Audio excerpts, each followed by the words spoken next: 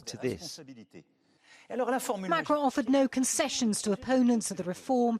He said he wouldn't reshuffle his cabinet or change his prime minister, leaving some opposition MPs unimpressed. By symbolically defying France's working class, Mr. Macron has highlighted his contempt for a part of the population, contempt that was the hallmark of his pensions bill.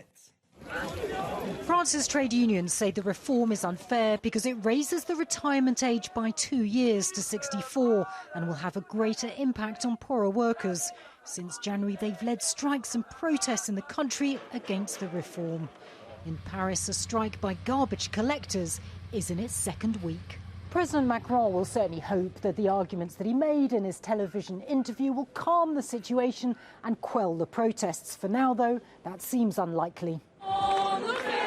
Some students and teachers demonstrated outside the Higher Education Ministry in the city. These teachers say the government's ignoring people's concerns. The government is acting as if nothing is happening on the streets, and that as if having millions of people protesting peacefully doesn't mean anything and doesn't change anything. It's not just an education issue, it's all public services which are being really destroyed by these neoliberal policies today. So this rage has stacked up, and now people are claiming the streets because there's no other way to be heard today.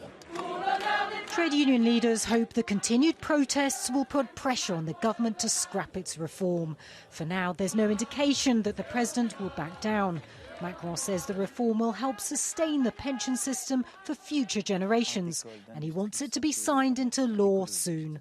Natacha, Butler, Al Jazeera, Paris.